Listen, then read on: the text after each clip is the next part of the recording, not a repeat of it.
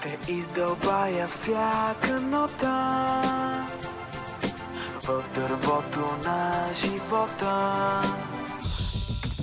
Опитваш се да правиш музиката по-красива и по-смислена от повечето други, защото знаеш, че това е на изчезване. Урост е да, но не трябва да се губи.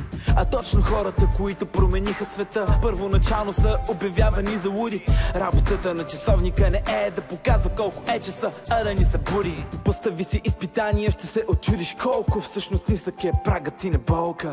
Катериш се и падаш от дървото на живота. Живота е една голяма обиколка. Братко, това са златните ти години. Ако можеш да избираш, би искал пак да бъдеш тук в най-дългите лета и най-късите зими. Повярвай ми, не би искал да бъдеш никой друг. Умът ти казва бягай, сърцето остани. Предполагам всички имаме стени, които трябва да съборим.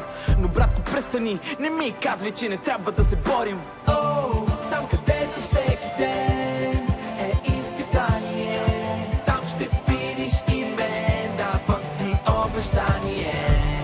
Без да се колебая, всяка малка нота ще издълбая дървото на живота.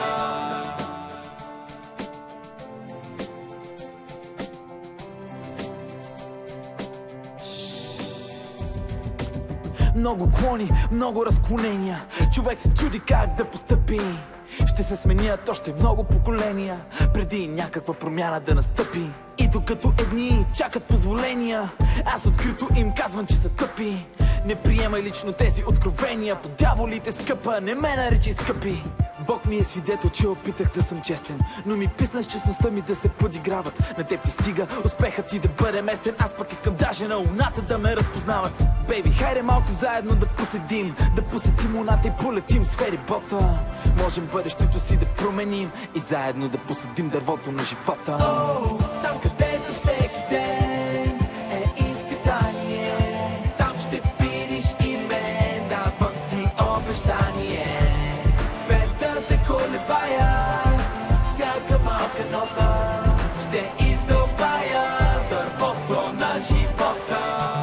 Там където всеки ден е изпитание, там ще видиш и мен, давам ти обещание.